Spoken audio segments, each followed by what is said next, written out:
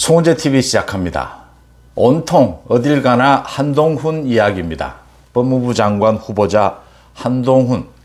한동훈은 어떤 사람이냐, 어떤 검사냐, 집안은 뭐 어떻느냐, 왜 윤석열 당선인이 한동훈을 발탁했을까, 앞으로 전국은 어떻게 흘러갈까, 한동훈 전국이라고 해도 될 만큼 온통 한동훈 이야기입니다.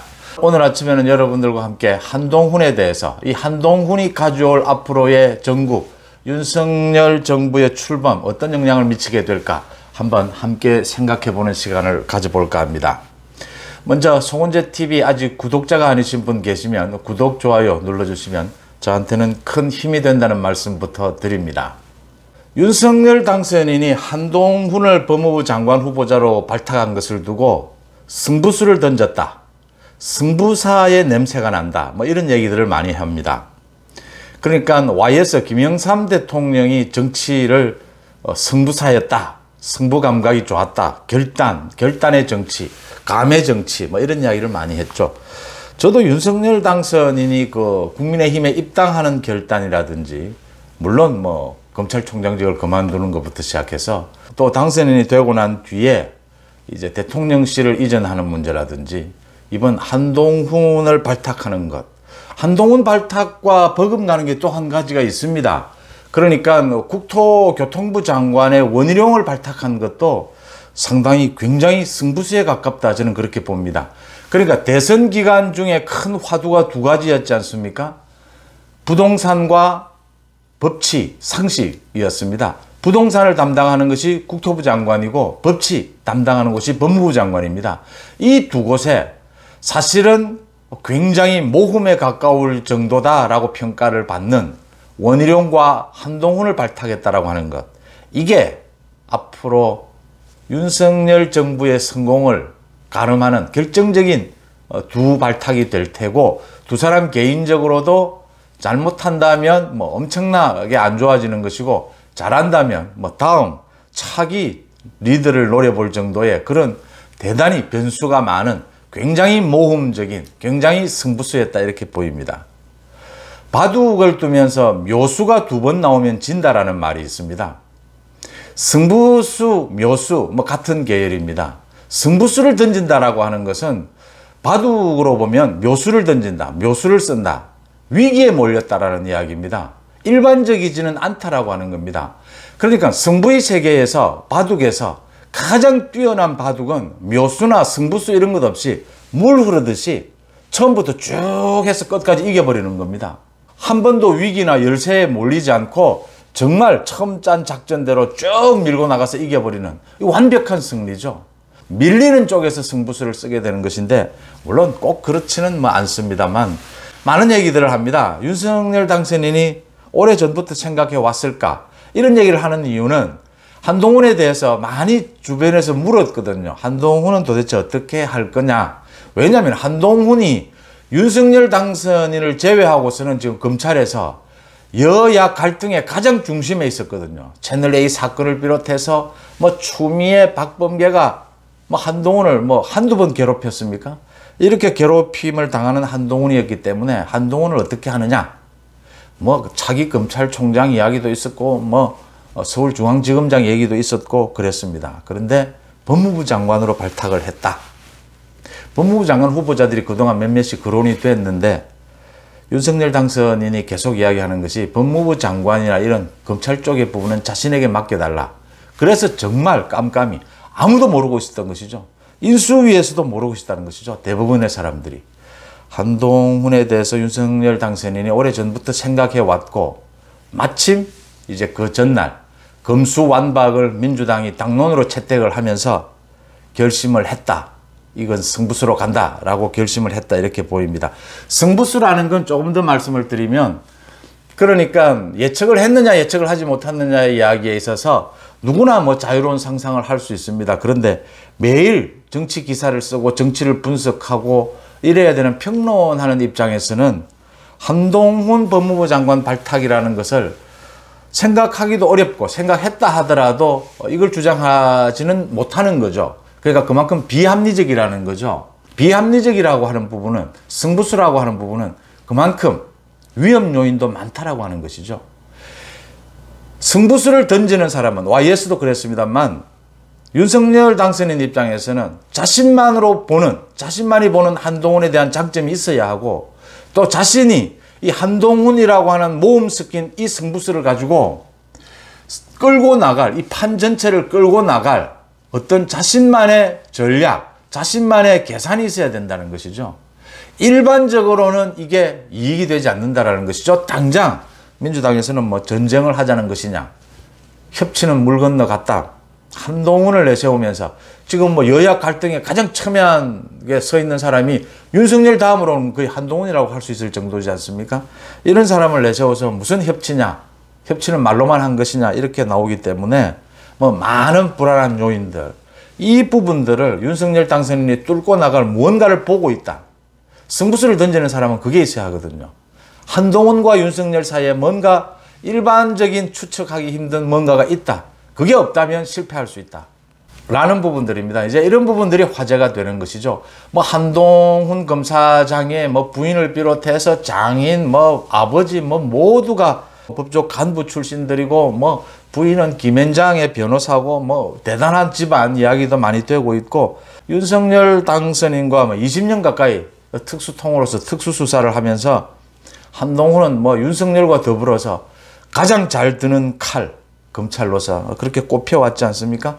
심지어 윤석열 당선인이 검찰총장 시절에 또 수사팀장 시절에 한동훈 검사, 윤석열 당선인도 통제하기 힘들 정도였다 할 정도로 한동훈은 윤석열 당선인이 독립군처럼 검사를 한다, 수사를 한다, 뭐 이렇게 지적할 정도로 독특한 캐릭터, 소신도 있고 또 어제 뭐 그 자리에서도 기자들 말에 거침없이 이야기했지 않습니까? 윤석열 당선인에게 자신은 맹종하지 않는다. 저번에도 한번 그런 이야기를 한 적이 있습니다. 또 검사는 나쁜 놈들, 도둑놈들 잘 잡으면 되는 것이 아니냐. 거침없이 소신을 이야기한 한동훈 카드 성공할 수 있을 것이냐. 많은 관심들이 있습니다. 뭐 어제 장제원 실장의 표현대로 아예 한동훈으로부터 칼을 뺏고 펜을 쥐어줬다. 법무부 장관으로 아예 발탁해버렸다라는 부분입니다. 하면서 윤석열 당선인도 굉장히 그런 부분이 의식이 됐든지 어제 그 기자회견 자리에서 굉장히 진지하게 설명을 합니다. 한동훈을 왜 법무부 장관으로 발탁해야 했는지, 칼을 왜 뺏었는지, 한동훈이 영어를 굉장히 잘하고 뉴욕주 변호사 시험을 쳐서 자격증도 있다. 뭐 이런 이야기를 하면서 세계적인 글로벌 스탠다드로 우리 사법 체계를 만드는데, 선진화시키는데 굉장히 적임자다라는 걸 강조합니다. 그런데 뉴욕주 변호사 많습니다. 우리 국내에. 영어 잘하는 사람도 많고요. 그러니까 윤석열 당선인이 한동훈 발탁이 굉장히 뭐 이렇게 파격적인 것이다. 이런 게 아니다. 그러니까 윤석열 당선인의 오래된 전략이다. 민주당이 금수완박으로 나올 것이다 라는 부분을 예측하고 이 민주당의 수위를 봐가면서 한동훈 카드를 쓰겠다라고 준비해 왔다라는 점을 읽히게 하는 대목입니다. 이래서 이제 민주당에서 전쟁하자는 것이냐라고 이야기가 나왔는데 전쟁은 민주당이 먼저 걸었습니다. 그러니까 민주당 내부에서도 지금 금수완박을 당론으로 정한 것은 무리다라는 것입니다. 민주당이 금수완박을 당론으로 정하면서 먼저 전쟁을 선포한 겁니다. 민주당이 금수완박을 당론으로 정한 의도는 두 가지입니다. 하나는 겁나니까 윤석열이 등장하니까 일단 뭐 어찌 될지 모르겠지만 검찰의 수사권부터 뺏고 보자. 이게 지금 어디로 가야 되는지 모르겠다. 중수청을 만들든 뭐 경찰로 가든 뭐 한국형 FBI를 만들든 어쨌든 뺏고 보자. 그래서 문제가 있으니까 3개월 유예기간을 두자. 이겁니다.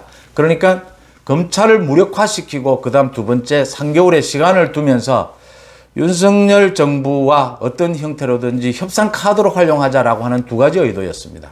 여기에 대해서 바로 시기적으로 그 다음 날이었던 셈이죠. 어제가. 윤석열의 답변이었습니다. 한동훈 카드가. 금수완박에 대해서는 어떠한 협상도 할 수가 없다. 이건 헌법을 파괴하는 것이다. 한동훈이라는 가장 지금 민주당에서 윤석열 다음으로 가장 지금 갈등을 일으키는 가장 싫어한다라고 볼 수 있죠. 한동훈 카드를 법무부 장관에 던지면서 금수완박에 대해서는 더 이상 말하지 마라.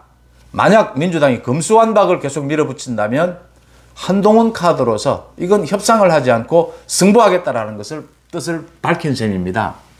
민주당에서 지금 검찰의 수사권을 뺏어서 뭘 만들든지 간에 그건 법무부 산하로 들어와야 합니다. 그걸 법무부 산하 바깥으로 공수처처럼 이렇게 하게 되면 이게 위헌 요소.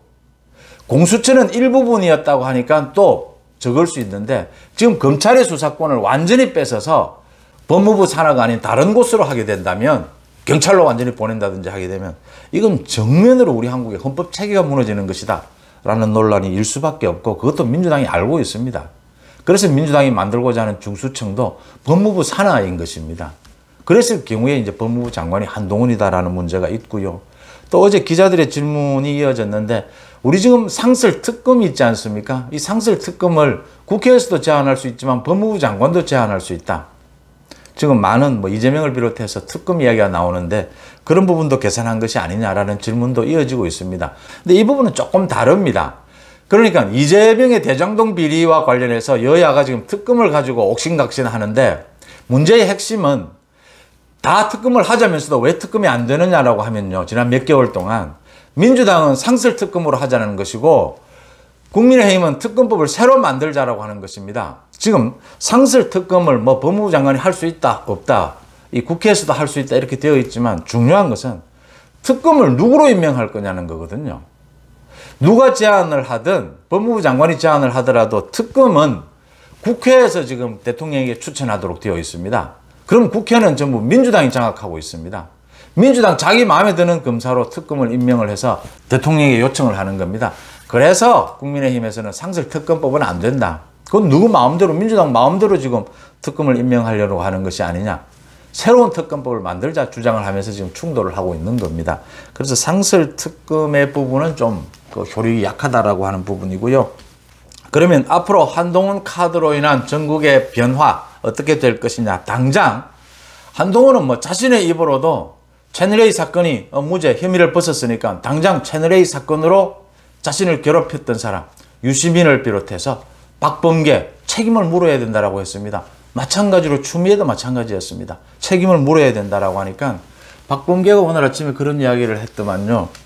문재인 정권의 법무부를 인정해 줬으면 좋겠다라는 이야기를 했습니다. 박범계가 윤석열 당선인과 한동훈 검사장에게 하고 싶었던 말일 겁니다. 조국 사태 이후에 추미애와 박범계가 등장을 해서 윤석열 찍어내기 한동훈 괴롭히기를 해왔습니다. 많은 사람이 이야기합니다. 조국 수사를 했다라고 해서 그렇게 지금 검찰총장 그걸 담당한 검사장을 쫓아내고 찍어내기를 하는 것은 잘못됐다라는 지적을 합니다. 근데 그것보다 더 심각한 것은요. 문재인 정권의 법무부, 추미애 법무부, 박범계 법무부가 문제가 있었던 것은 그 방향성에도 문제가 있었지만 일하는 태도 수준입니다. 윤석열 찍어내기 언제나 정치의 세계에서 국정의 영역에서 권력 투쟁은 언제나 있습니다. 윤석열이 마음에 들지 않고 한동훈이 마음에 들지 않고 찍어내기를 하겠다라고 생각할 수 있습니다. 그런데 그 쓰는 방법과 수준이 어느 정도가 되어야 한다라는 겁니다. 추미애와 박범계가 특히 추미애가 쓰는 방식은 그 뒤에 이제 문재인이 있지 않습니까? 쓰는 방식은 좀 심하게 말씀드리면 거의 쓰레기 수준이었다라고 하는 겁니다. 그러니까 가장 원시적인 방법, 주먹으로 사람을 때리지만 않았을 뿐이지 수차례에 걸쳐서 수사지휘권, 인사권, 밖에 기자들에 나와서 감정적인 스킨 윤석열에 대한 공격 마구잡이로 합니다. 한동훈에 대해서도 마찬가지입니다. 되는 것 안 되는 것만 모두 다 끌어모아서 공격하고 혐의를 씌우고 의혹을 씌우고 말도 안 되는 거짓말을 가지고 유시민 같은 경우에 한동훈을 공격하다가 지금 자신이 지금 재판을 받고 있습니다. 1년 징역형을 구형을 받았습니다. 이렇게 하니까 그 방향은 차치하고서라도 문재인 정권의 법무부가 쓰레기 수준이다라고 하는 겁니다. 짜증을 내는 겁니다, 사람들이. 권력 투쟁은 늘상 있어 왔죠. 자신과 방향이 맞지 않는 것에 대한 이 충돌은요. 그런데 수준인 겁니다. 욕설을 하고 주먹 싸움 하는 거와 똑같은 수준인 겁니다. 국정이 이래서는 안 된다라는 것이었죠. 윤석열, 한동훈이 하는 이야기가 싸울 수 있습니다. 정치에서. 그런데 윤석열, 한동훈은 법치, 상식으로 싸우자라는 거죠. 앞으로 민주당 금수완박을 내세운 민주당과 윤석열 당선인 한동훈 후보 아마 대대적인 충돌이 일어날 수밖에 없을 겁니다. 당장 인사청문회에서 민주당은 모든 화력을 한동훈에게 집결시킬 수밖에 없을 겁니다. 그런데 민주당의 고민이 여기에 있습니다. 한동훈은 이미 털만큼 탈탈 털었습니다. 윤석열 당선인처럼 더 나올 게 있겠냐 싶을 겁니다. 그런데 한동훈을 그냥 둘 수는 없습니다. 지금 장관급 이상은 모두 인사청문회의 대상이고 인사청문회 전국으로 들어가게 됩니다. 이제 국회를 장악하고 있는 민주당으로서는 적어도 서너 명 낙마를 시켜야 되는, 적어도 문제를 불러일으켜야 됩니다. 그 가장 첫 타겟이 한동훈이 되어야 합니다. 그런데 한동훈에게 화력을 집중했는데 한동훈에 나오는 게 별로 없으면 민주당의 인사청문회 전략은 완전히 실패로 돌아갈 확률이 굉장히 높습니다. 이게 지금 민주당의 고민거리다. 윤석열 당선인의 계산에 포함되어 있을 것이다 라고 보이는 대목입니다. 그 다음 민주당이 금수완박, 지방선거에서 불리하지만 금수완박을 내걸었지만 강한 한동훈을 내세움으로써 민주당이 협상의 여지도 차단이 되었다. 이런 상황에서 금수완박에 대해서 민주당 지도부를 빼고는 지금 전체가 지금 반대하고 있는 상황이지 않습니까? 여론이 이런 식으로 흐른다면 민주당이, 국민의힘이 필리버스터를 하더라도 민주당은 살라미를 하겠다. 소위 살라미. 보셨지 않습니까? 공수처법 통과를 할 때 회기를 잘라가지고 이 필리버스터, 무제한 토론을 무력화시키는 이런 꼼수까지 쓰겠다라고 해서 만약에 금수완박이 국회를 통과하더라도 여론이 나빠지게 되면 문재인 대통령이 윤석열 당선인에게 떠넘길 수도 있고 윤석열 당선인과 협의를 하는 형태로 반대할 수도 있고 지난해 언론법의 경우처럼 문재인 대통령이 먼저 앞서서 이 부분에 대해서 반대 의사를 표시할 수도 있습니다. 그런 부분들도 있고 또 지방선거도 남아있다라고 하는 부분에서 한동훈 카드, 저는 한동훈 카드도 승부수다. 또 국토교통부의 원희룡 카드도 승부수였다. 한동훈과 원희룡이 성공하느냐 성공하지 않느냐, 이게 윤석열 정부 초기 성공적인 출발을 가늠하는 잣대가 될 것이다. 한동훈과 원희룡이 윤석열 정부가 안고 있는 큰 과제, 부동산과 법치라는 이 두 과제를 잘 해결해낸다면 원희룡과 한동훈은 뚜렷한 유력한 차기주자로 부상할 것이다. 이런 예상을 해봅니다. 한동훈 얘기로 가득합니다. 오늘 아침에는 여러분들과 한동훈 얘기를 나누면서 시작을 했습니다. 송은재TV 마칩니다. 고맙습니다.